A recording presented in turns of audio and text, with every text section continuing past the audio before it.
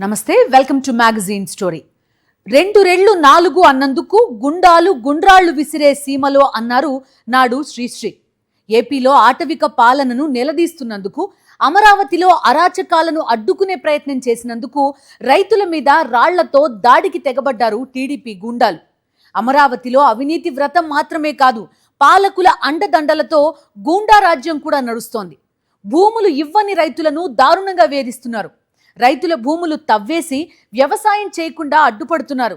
పొలాల్లోకి కొండవీటి వాగు నీళ్లు వదులుతున్నారు. ఈ అరాచకాలను ప్రశ్నించిన రైతు పరిరక్షణ కమిటీ మీద పచ్చమూక పైశాచికంగా దాడి చేసింది. అమరావతిలో ఎల్లో తాలిబన్ల అరాచకాలు, రాజధాని ముసుగులో సాగుతోన్న రియల్ ఎస్టేట్ కుట్రలను 5.5 కోట్ల మంది ప్రజల ముందుంచుతున్నాయి. దీనిపైనే ఇవాల్టి మ్యాగజైన్ స్టోరీ. అంగుళానికొక కుంభకోణం, అడుగుకొక స్కామ్.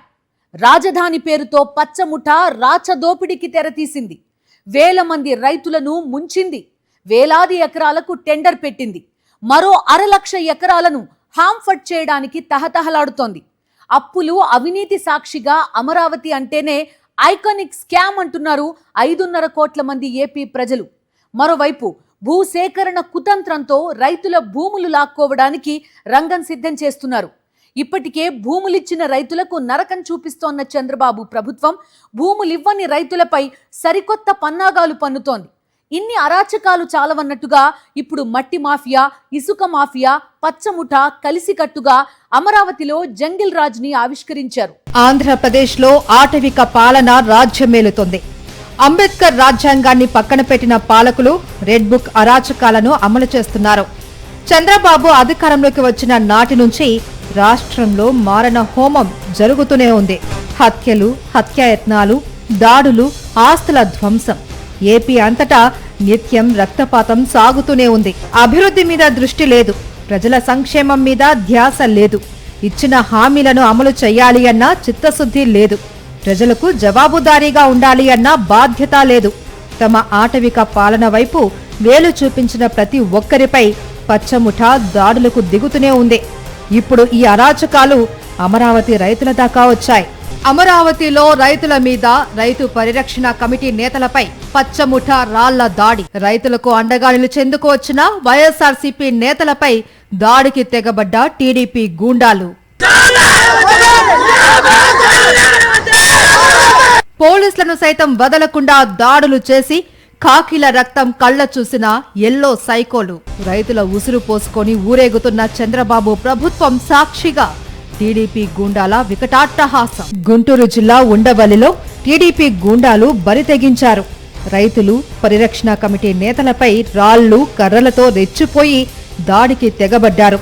రైతు పరిరక్షణ కమిటీ నేతల వాహనాలపై రాళ్లు, కర్రలతో దాడి చేశారు. భూములివ్వని రైతులపై ప్రభుత్వం కక్ష సాధింపు చర్యలకు దిగింది. ఇటీవల రైతుల పొలాల్లోకి నీళ్లు వదిలారు అధికారులు. బాధిత రైతులకు అండగా రైతుల పొలాలను పరిశీలించేందుకు వెళ్లిన పరిరక్షణ కమిటీ నేతలపై రాళ్లు, కర్రలతో టీడీపీ గూండాలు దాడులు చేస్తున్నా చోద్యం చూశారు పోలీసులు. బలవంతపు భూసేకరణకు వ్యతిరేకంగా కొన్ని రోజులుగా పెనుమాక రైతులు ఉద్యమిస్తున్నారు. రైతుల ఆహ్వానం మేరకు వైఎస్ఆర్సీపీ నేతల బృందం రైతు పరిరక్షణ కమిటీ పర్యటన చేపట్టింది. భూములు ఇవ్వకపోవడంపై తమపై వేధింపులకు దిగుతున్నారని పెనుమాక రైతులు ఆవేదన వ్యక్తం చేస్తున్నారు. తమ భూముల చుట్టూ మట్టి తవ్వేసి వ్యవసాయం చెయ్యనివ్వడం లేదు అని రైతులు వాపోతున్నారు. భూములు ఇవ్వని రైతుల పొలాల్లోకి అధికారులు కొండవీటి వాగు నీళ్లు వదిలారు. ఆ భూములను చూపించేందుకు వైఎస్ఆర్సీపీ బృందం రైతులు వెళ్తుండగా ఉండవల్లి గ్రామంలో సిఆర్డీఏ రైతు పరిరక్షణ కమిటీపై దాడులకు తెగబడ్డారు. బూతులు తిడుతూ భౌతికంగా దాడి చేశారు. ఈ ఘటనపై రైతు సంఘాలు, ప్రతిపక్ష నాయకులు తీవ్ర ఆగ్రహం వ్యక్తం చేస్తూ దాడికి బాధ్యులపై కఠిన చర్యలు తీసుకోవాలి అని డిమాండ్ చేస్తున్నారు. తాడేపల్లి మండల పార్టీ అధ్యక్షుడు లోకేష్ గారికి గుండికాయో లేకపోతే చెయ్యో, కుడి చెయ్యో, ఎడం చెయ్యో ఏదో ఒకటి, ఆయన నోటిఫికేషన్ లో ఆయన భూమి ఉంది. ఇవాళ దానికి నాయకత్వం వహించాడు. వైఎస్ఆర్ కాంగ్రెస్ పార్టీ నాయకుల్ని భయభ్రాంతులను చేయాలి. మిగతా రైతుల్ని, ఎవరైతే వైఎస్ఆర్ కాంగ్రెస్ పార్టీ వాళ్ళు మనకు అండగా ఉంటే ఎంతో కొంత మనకు ధైర్యం వస్తుంది, మనం పోరాడొచ్చని చెప్పని ఆశపడి జగన్ గారి దగ్గరికి వచ్చారో ఆ రైతుల్లో ధైర్యాన్ని చంపేయాలి, వాళ్ళలో భయభ్రాంతులు కలిగించాలి, తద్వారా భూమి లాక్కోవాలి. ఈ ఎత్తుగడతో చేసినటువంటి ఈ పన్నాగంలో నాయకత్వం వహించినటువంటి ఈ క్వారీ మనుషుల్ని లేకపోతే పులడుగులు వేసే వాళ్ళని, పులడుగులు మామూలుగా నడిచే వాళ్ళని పులడుగులు వేయించడానికి కావలసిన ఏర్పాట్లు చేసినటువంటి తాడేపల్లి మండల పార్టీ అధ్యక్షుడు ఎందుకు ఇంతవరకు పూలింగ్ ఇవ్వలేదు? ఆంధ్రప్రదేశ్ అంతటా జంగిల్ రాజ్ వికటాట్టహాసం చేస్తోంది. అమరావతి మాటున అవినీతి వ్రతం చేస్తున్న పచ్చముఠ ఇప్పుడు అక్కడ జంగల్ రాజ్ ని ఆవిష్కరించింది. రాజధాని పేరుతో పచ్చముఖ చేస్తున్న అరాచకాలు అన్నీ ఇన్నే కావు. రాజధాని ముసుగులో రియల్ ఎస్టేట్ వ్యాపారం చేయడానికి పచ్చముఠ చేస్తున్న కుట్రలు అన్నీ ఇన్ని కావు. ఎన్ని పన్నాగాలు పన్నినా రియల్ ఎస్టేట్ వ్యాపారాలు అటువైపు చూడ్డం లేదు. ఎందుకంటే అమరావతి ఆంధ్రప్రదేశ్కి గుదిబండ అన్న సంగతి దేశమంతా తెలిసిందే. అయినా సరే పచ్చముఖ మాత్రం తమ కుట్రలు ఆపడం లేదు. మొదట అమరావతిలో పేదలే ఉండకూడదు అంటూ 50,000 మంది పేదలను అక్కడి నుంచి తరిమేశారు. రాజధానిలో R5 జోన్ నుండి ఇళ్లు పొందిన పేదలను పంపేయాలి అని సీఎం అయిన తొలినాళ్లలోనే నిర్ణయం తీసుకున్నారు చంద్రబాబు. R5 జోన్లోని లబ్ధిదారులకు వాళ్ల ప్రాంతాల్లోనే స్థలాలు ఇస్తామని 50,000 మంది పేదలను రాజధాని నుంచి తరిమేశారు. వాళ్లకి మరో చోట స్థలం ఇచ్చిందీ లేదు. నాటి నుంచి అమరావతి కేంద్రంగా అరాచక పర్వం కొనసాగుతూనే ఉంది. ఇప్పుడు రైతుల మీద, రైతు పరిరక్షణ కమిటీ మీద, రైతులకు అండగా నిలబడిన వైఎస్ఆర్సీపీ నేతల మీద దాడులకు తెగబడే స్థాయికి పచ్చముఖ హింస రచన చేసింది. మీరు చెబుతున్నారుగా మాది గొడ్డల పార్టీ, మరి మీదే పార్టీ. గొడ్డల పార్టీ అయితే మేము తన్నులు తింటామా, కార్లు బగలు కొట్టుకుంటామా, కానిస్టేబుల్ కొడతామా? గొడ్డల పార్టీ మాది అయితే మాది గొడ్డల పార్టీనా మీది గొడ్డల పార్టీనా? ఇప్పుడు చెప్పమంటున్నాను నారా చంద్రబాబు నాయుడు గారిని, లోకేష్ గారిని. ఒక కానిస్టేబుల్ మీద ఇంత పెద్ద రాయి వేస్తే అతను పడిపోయాడు. అది నాకు తగిలితేనో లేకపోతే పెద్ద ఆయన తగిలితేనో చావాల్సిందినా మేము? ఏమిటి దాడుని అడుగుతా ఉన్నా, నారా లోకేష్ గారిని అడుగుతా ఉన్నా, చంద్రబాబు నాయుడు గారిని అడుగుతా ఉన్నా. గొడ్డలి పార్టీ మాదని మీరు ప్రచారం చేసి, మీరు దాడులు చేసి మమ్మల్ని చంపడానికి, కానిస్టేబుల్ని కొట్టడానికి ప్రయత్నం చేసేటటువంటి ఒక దుర్మార్గమైనటువంటి పాలన ఇవాళ ఈ రాష్ట్రంలో జరుగుతుందా లేదా చెప్పాలని మనం చేస్తున్నాం. పోలీసులు ఎవరి పక్షాన ఉన్నారు? మా పక్షాన ఉన్నారా? న్యాయం పక్షాన ఉన్నారా? పోలీసులు తెలుగుదేశానికి సంబంధించినటువంటి కార్యకర్తలు మమ్మల్ని కొట్టడానికి ప్రయత్నం చేసి మమ్మల్ని ఎల్లకోకుండా నివారించేటటువంటి పరిస్థితుల్లో ఇవాళ ఈ రాష్ట్రంలో ఉందంటే ఈ రాష్ట్రం ఎక్కడికి పోతుంది? చంద్రబాబు ప్రభుత్వం రాజధాని నిర్మిస్తుందా లేక రియల్ ఎస్టేట్ వెంచర్ వేసి వ్యాపారం చేస్తుందా అని ఆర్థిక రంగ నిపుణులు సైతం ప్రశ్నిస్తున్నారు. ఇప్పటికే సమీకరించిన భూమిలో రాజధాని నిర్మాణంపై దృష్టి సారించకుండా మలి విడత భూ సమీకరణకు సిద్ధమవ్వడం ఏమిటి అని నిలదీస్తున్నారు. ఈ క్రమంలోనే భూములివ్వని రైతుల మీద పగపట్టింది అరాచక ప్రభుత్వం. రైతుల ఉసురు పోసుకోవడానికి తహతహలాడిపోతోంది. భూములు ఇవ్వని రైతుల పొలాల్లోకి కొండవీటి వాగు నీళ్లు వదిలి వేధిస్తోంది. పొలం ఈనాటికి నీళ్లు లేవు, పొలం మీద అంత ఆగం చేస్తున్నారండి వీళ్ళు ఇష్టం వచ్చినట్టు. బాగా మామూలుగా కాదు, మామూలుగా ఇబ్బంది కాదు. కరెంట్ ఉండదు, ఎవడో కూడా రారి వాడి చేత గుర్తిస్తారు తమ్ము. కరెంట్ ఉండదు, 3 రోజులు రాదు, ఈ లోపు పంట ఎండిపోయింది. మేము ఆ లైన్ మీద ఎగిరి తిరగలేక మా సాగుకు వచ్చింది. ఇప్పుడు ఈ రిజర్వాయర్ అన్న రాత్రి కట్ట తెగొట్టారు. నా ముందు నాకు చెప్పాడు కాంట్రాక్ట్ తెగొట్టమన్నాడని. పొక్కులైన అబ్బాయి ఏంద్రా కట్ట తెగొడుతున్నారంటే ఇక్కడ కట్టబోయమన్నారని అన్నాడు. కట్టబోయమన్నాను, తెల్లారిపాటి తెగొట్టారు. మళ్ళీ పొద్దున్నే బూడ్చారు దాన్ని. ఈ రిజర్వాయర్ నిండినాక, అది నిండి నాకు రేపు వర్షం పడింది, ఇంకా ఆ నీళ్ళు ఎక్కడ ఉంటాయండి? ఈ వాగు నీళ్ళకే రిజర్వాయర్ నిండితే రేపు వాన పడినప్పుడు వర్షం నీళ్ళు ఏడ ఉంటాయి రిజర్వాయర్ లో? కొట్టారు కదా, ఆ నీళ్ళు ఏడిపోయి రిజర్వాయర్ లోకి వచ్చినాయి, తీసిన కోతుల్లోకి. కొంతమంది భూములు ఇవ్వలేదు కదా వాళ్ళ దగ్గర, వాళ్ళ చేలు ఇరిగి పడటానికి, వాళ్ళని నాశనం చేస్తానికి చేశారు. ఇది కావాలని చేసింది కుట్ర. ఇది విన్నారుగా, ఇది ఒక రైతు ఆవేదన కాదు. రాజధానికి భూములు ఇవ్వని రైతులందరి దుస్థితి ఇదే. ఈ రైతులకు అండగా నిలవడానికి రైతు పరిరక్షణ కమిటీ, వైఎస్ఆర్సీపీ నేతలు వెళితే పచ్చముఠ రాళ్ల దాడికి తెగబడింది. పోలీసులు కేవలం చోద్యం చూడ్డానికి పరిమితమైపోయారు. ఎల్లో సైకోల చేతిలో రక్తం కారేలా పోలీసులకు దెబ్బలు తగిలినా ఖాకిలకు మాత్రం తమ కర్తవ్యం గుర్తుకు రాలేదు. పచ్చముఠ పైశాచిక దాడిలో పోలీసులు ప్రేక్షక పాత్ర వహించారు. పచ్చముఖ అరాచకాలపై తీవ్రస్థాయిలో మండిపడుతున్న రైతులు గుంటూరు జాయింట్ కలెక్టర్ను కలిసి బలవంతపు భూసేకరణపై వినతిపత్రం అందజేశారు. భూసేకరణపై అభ్యంతరాలు చెప్పినట్లు రైతులు తెలిపారు. అభివృద్ధి అంటే ప్రజల జీవన ప్రమాణాలను మెరుగుపరచడమే కానీ పెద్ద పెద్ద భవనాలు నిర్మించడం కాదు అన్నారు. పరామర్శించడానికి వచ్చిన వారిపై దాడులు చేయడం దారుణమన్నారు.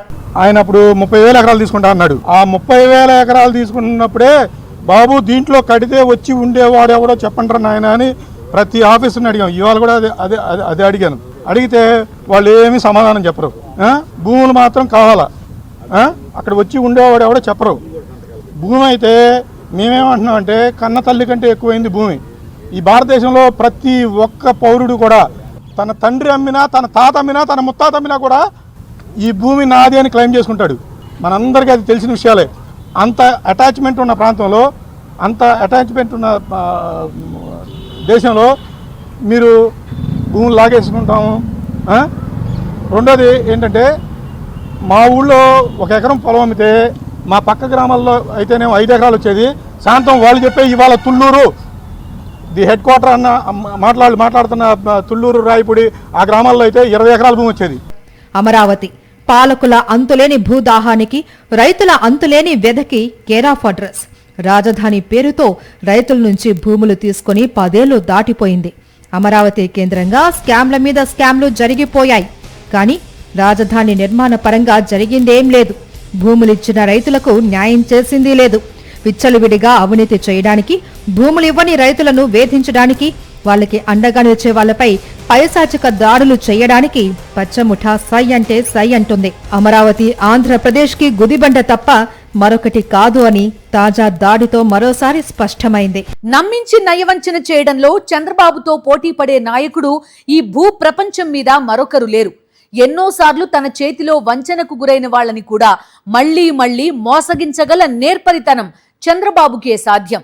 అందుకే చంద్రబాబు సంగతి తెలుసు కూడా ప్రపంచ స్థాయి రాజధాని, నాకు భూమిస్తే చాలు మీరంతా కోటీశ్వరులైపోతారు, తరతరాలు కూర్చుని తిన్నా తరగని శ్రీమంతులైపోతారని అరచేతిలో అమరావతి చూపించడంతో రాజధానికి భూములిచ్చారు రైతులు. తరతరాలుగా వారసత్వంగా వస్తోన్న పొలం, రెక్కలు ముక్కలు చేసుకుని సంపాదించుకున్న పొలం. అది కేవలం ఆస్తి మాత్రమే కాదు, ఆత్మ గౌరవం, కుటుంబ గౌరవం. రేపటికే కాదు, వారసుల జీవితాలకు భరోసా. అలాంటి భూమిని చంద్రబాబు చేతుల్లో పెట్టి వేలాది మంది రైతు కుటుంబాలు ఇప్పుడు రోడ్డున పడ్డాయి. 10 ఏళ్లు గడిచిపోతున్నా రైతులకు న్యాయం చేయలేని చంద్రబాబు అమరావతితో ఆంధ్రప్రదేశ్కి ఏం న్యాయం చేస్తారు? అమరావతి పేరుతో అప్పులు, అమరావతి మాటున అవినీతి, అమరావతిలో రియల్ ఎస్టేట్ స్టంట్స్, ఇలా చెప్పుకుంటూ పోతే అమరావతి పేరు చెప్పి దోచుకు తినడమే ఏకైక లక్ష్యంగా చంద్రముఠ చెలరేగిపోతుంది.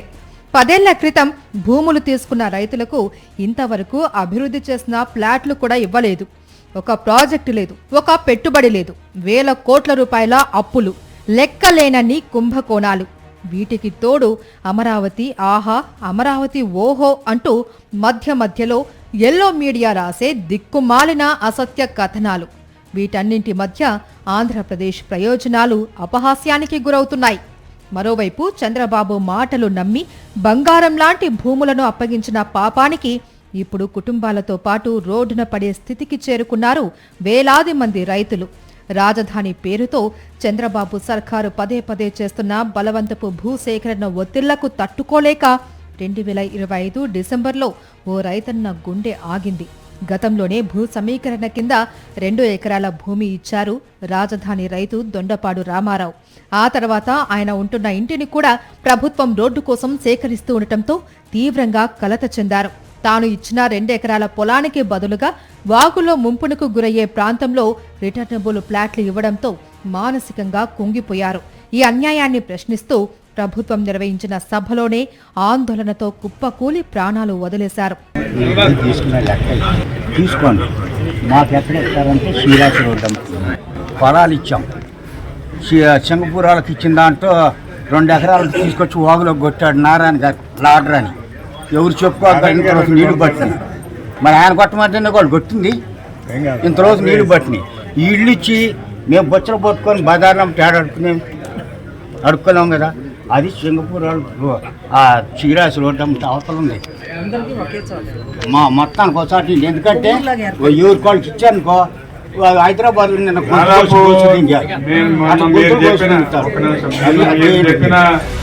విన్నారుగా, చనిపోవడానికి కొద్ది క్షణాల ముందు రామారావు ఆవేదన్ని. ఎక్కడైనా అధికారులు తప్పు చేస్తే, అన్యాయం చేస్తే ప్రజాప్రతినిధికి ఫిర్యాదు చేసి సమస్య పరిష్కారం అయ్యేలా చూసుకుంటాం. కానీ ఇక్కడ ఏకంగా మంత్రి నారాయణే అన్యాయం చేశాడన్నారు రైతు రామారావు. స్వయంగా మంత్రి చెప్పడంతోనే తమకు వాగుల్లో ఫ్లాట్లు ఇచ్చారని అన్నారు. అక్కడ 4 అడుగుల మేర నీళ్లు వస్తున్నాయని, అక్కడ ఎలా నివసిస్తాం అంటూ ఆవేదన వ్యక్తం చేశారు రైతు రామారావు. ఎంతో విలువైన బంగారం లాంటి భూములను రాజధానికి ఇచ్చిన తాము ఇప్పుడు సర్వం కోల్పోయామని ఆవేదన చెందిన రామారావు ఎంతో కాలంగా పడుతున్న బాధను తట్టుకోలేకపోయారు. రోడ్డున పడి అడుక్కు తినవలసిన దుస్థితి తమలాంటి రైతులకు వచ్చిందని కుమిలిపోయారు. తమందరికీ సీడ్ యాక్సెస్ రోడ్డులో ఇళ్ల స్థలాలు ఇవ్వాలి అని డిమాండ్ చేశారు. అంతలో ఎమ్మెల్యే శ్రవణ్ జోక్యం చేసుకుని మంత్రి నారాయణకు ఏం సంబంధం లేదు అని చెప్పడానికి ప్రయత్నించారు. ఎమ్మెల్యే వివరణలో న్యాయం లేదు. తమను నడి రోడ్డుకు లాగేసిన మంత్రి నారాయణ తనకేం సంబంధం లేదన్నట్టు మౌనంగా ఉండిపోయారు. దీంతో మంత్రి చెబితేనే తమకు వాగులో స్థలాలు ఇచ్చారని మళ్లీ చెప్పిన రామారావు కుర్చీలో కూర్చోబోతూ కుప్పకూలిపోయారు. చంద్రబాబు ప్రపంచ స్థాయి నగరంగా అమరావతిని నిర్మిస్తా అన్నప్పుడు భూములిచ్చిన రైతులు పొంగిపోయారు. తమ పిల్లల భవిష్యత్తు బంగారమే అని సంబరపడ్డారు. 10 ఏళ్లు గడిచిపోయాయి. నాడు రైతుల చిన్న పిల్లలంతా ఇప్పుడు ఉన్నత చదువులకొచ్చారు. ఆడపిల్లలు పెళ్లిడుకొచ్చారు. ఇటు చూస్తే పొలం లేదు, అటు చూస్తే చంద్రబాబు ఇస్తానన్న రెసిడెన్షియల్, కమర్షియల్ ఫ్లాట్స్ లేవు. పిల్లలకు మంచి చదువులు కూడా చెప్పించలేక అల్లాడుతున్నారు. జరుగుతోంది మొత్తం ప్రత్యక్షంగా చూస్తున్న రామారావు లాంటి రైతులకు తమ పిల్లలు, మనవళ్లు, మనవరాళ్ల భవిష్యత్తు మీద బెంగ పట్టుకుంది. మోసపోయామో అన్న నిజాన్ని జీర్ణించుకోలేక చంద్రబాబు అధికారంలోకి వచ్చిన క్షణం నుంచి మదనపడుతూనే ఉన్నారు. అలా మానసికంగా కుంగిపోతూ నరకం అనుభవిస్తూ మంత్రి నారాయణ ఎదుటే కుప్పకూలిన రైతు రామారావు ఆసుపత్రికి తరలిస్తుండగా ప్రాణాలు కోల్పోయారు. 10 ఏళ్ల క్రితం రాజధానికి భూములిచ్చిన రైతులకు న్యాయం చేయలేదు. కానీ ఇప్పుడు మరో 50,000 ఎకరాలు అమరావతికి కావాలి అంటుంది చంద్రబాబు ప్రభుత్వం. దీంతో వేలాది మంది రైతులు తమ భూములు ఎక్కడ లాక్కుంటారో అని తీవ్ర ఆందోళన చెందుతున్నారు. అదే సమయంలో భూములు ఇవ్వని రైతుల పొలాల్లో కొండవీటి వాగు నీళ్లు వదిలి వాళ్ల పొలాలను తవ్వేసి ఈ దారుణాలను ప్రశ్నిస్తున్న వారిపై పైశాచిక దాడులకు తెగబడుతున్నారు. రాజధాని అనేది రాష్ట్ర ప్రజల ఉజ్వల భవిష్యత్తుకి దీపంలా దారి చూపించాలి. అంతేకాని కోట్ల దీపాలు వెలిగించిన భవిష్యత్తు కనిపించని శూన్యతల రాజధాని ఉండకూడదు. రాజధాని అనేది లక్షల కోట్ల రూపాయల ఆదాయాన్ని సృష్టించే శక్తి సామర్థ్యాలతో ఉండాలి. అంతేకాని లక్షల కోట్ల రూపాయలు అప్పులు తెచ్చి గుమ్మరిస్తే తప్ప రాజధానిలో మౌలిక సదుపాయాలు కూడా తయారవ్వని స్థితిలో ఉండకూడదు. రాజధాని అనేది ప్రజలతో కళకళలాడుతూ ఉండాలి. ప్రజల జీవితాలకు భరోసా ఇస్తూ ఉండాలి. అంతేకాని అవినీతి వ్రతాలకు, రియల్ ఎస్టేట్ కుట్రలకు, మట్టి మాఫియాకి, ఇసుక మాఫియాకి కేంద్రంగా ఉండకూడదు. ఇవి చెబుతున్నందుకే, అమరావతిలో పచ్చముఠ అరాచకాలను ప్రశ్నిస్తున్నందుకే రైతుల మీద, రైతు పరిరక్షణ కమిటీ నేతల మీద టీడీపీ గూండాలు దాడికి దిగారు. మావిగన్ పేరు చెప్పగానే పచ్చమూక ఎందుకు వణికిపోతోందంటే ఇందుకే. అమరావతిలో కుదిరినట్టు అవినీతి వ్రతాలు, రియల్ ఎస్టేట్ కుట్రలు మావిగన్లో చెల్లవు కదా. అమరావతి అంతులేని కుంభకోణాల కేంద్రమే కాదు, రైతుల అంతులేని వ్యధికి కేర్ ఆఫ్ అడ్రస్ కూడా. రాజధాని పేరుతో రైతుల నుంచి భూములు లాక్కొని 10 ఏళ్లు దాటిపోయింది. అమరావతి పేరు చెప్పుకొని వేల కోట్ల రూపాయలు దోచుకోవటం తప్ప జరిగిందేవీ లేదు. అమరావతి పేరు చెప్పి వేల కోట్ల రూపాయలు, రాబోయే రోజుల్లో లక్షల కోట్ల రూపాయలు దిగమింగటానికి భారీ స్కెచ్ వేసేశారు. అంత డబ్బు ఎలా వస్తుంది అంటారా? ఏముంది, అడుక్కోవటమే. అదేనండి అప్పులు. అప్పులు చేసి అమరావతికి ఖర్చు పెట్టామని కలరింగిచ్చి ఆ సొమ్మంతా స్వాహా చేసేస్తారన్నమాట.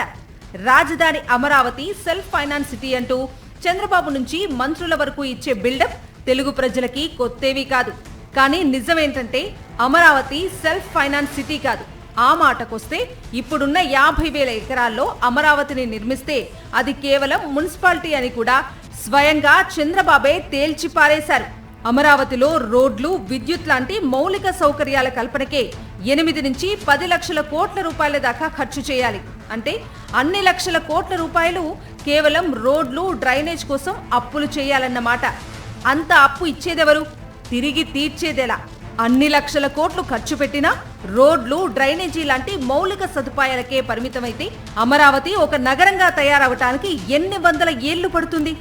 ఇప్పటికే రాజధాని కోసం భూములు ఇచ్చి రోడ్డున పడిన వేలాది మంది రైతుల గోడు చంద్రబాబు పట్టించుకోవటం లేదు. వారికి తిరిగి ఇవ్వాల్సిన రిటర్నబుల్ ఫ్లాట్ సంగతి ఏమాత్రం పట్టించుకోవటం లేదు. అసలు ఎక్కడ ప్లాట్లు కేటాయిస్తారో చెప్పే పరిస్థితే లేదు.